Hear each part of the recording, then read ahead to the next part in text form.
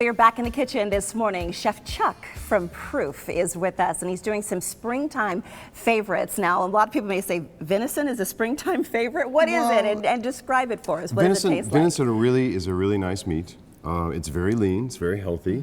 The only key, the trick, don't overcook it. If you overcook it, it's going to be kind of like shoe leather. Right. Not really nice. And I asked you, is it gamey? And I've tried it. I know you said there's a certain way to prep it. Well, it depends on where it's coming from. Okay. A lot of times you go out hunting, and if it's wild like that, it's going to taste just like what it's eaten. So if it's been in the sagebrush and whatnot, it's going to taste very gamey, very sagey.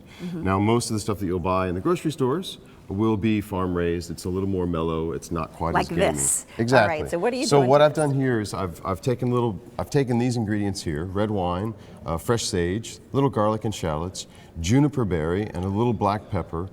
I've simmered that to burn off the alcohol, because otherwise the alcohol kind of starts to chemically cook, the venison. Okay. So I've cooked that, cooled it, and then I've marinated the venison in that just overnight. All right. Maximum overnight, minimum like 3-4 hours, okay? That will infuse a lot of nice flavors in there. The juniper berry is, do you like gin? I mean, I like gin, I'll speak for myself.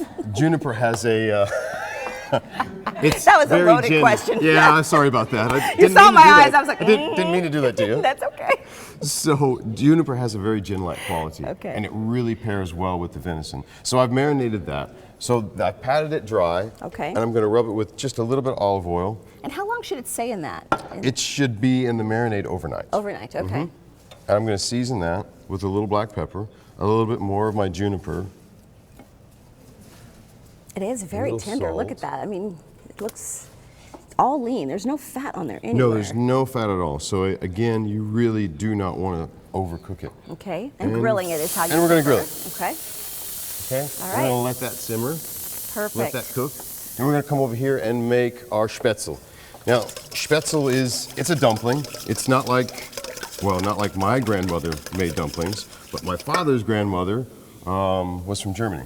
And this is kind of a traditional German dumpling. Okay. Okay, so we're going to twist it up a little bit. We're going to put a little bit of sweet potato in there. Oh, nice. So I've got egg, I've got sweet potato, I have a little bit of nutmeg, seasoning with salt, of course. Perfect. Okay, a little bit of milk. We're going to mix this. Hopefully, we're not going to make a mess. No, you won't. And you have 25 years. Almost 26. Almost 26. With the 4 Congratulations. seasons. Yes, thank you very much. Wow, talk about that journey. Well, it's been really fun. So far with the 4 seasons, it's taken me to 7 different places. You just got back? I just got back from Amman, Jordan, which was an interesting ride. The family and I spent the last 3 years over there. Crafting and working on culinary. Well, you know, the most fascinating part about it was the culture. I mean, culture equals food, and food is my life. So it was really interesting. That's one of the experiences that I had never had. Mediterranean cooking, Middle Eastern flavors. I'd never had any involvement in that. So that must have been eye-opening and incredible. So yeah, I mean, now brought all of that home. I've got an awesome recipe for hummus. Yeah. Yeah. We got to have you come back and do some homemade hummus. We would love that. We have about a minute. Okay. Just giving you a heads up. just to start with this, so I made this mixture. Now here's kind of where it gets a little bit tricky. I promise I won't make too much of a mess here. Okay. Now over the boiling water, you think it's going to come out of there, but it really doesn't. You got to kind of work it. So this is just a homemade, this is my colander from home. Got it. Okay, over boiling water, and you're going to push this through. Lift it up just a tad so people can see that it's coming through. You see that? So it's making the... Now and it's dropping into the boiling water. In German, this is called Spätzle, which means literally little sparrow. So they look like little sparrows in there.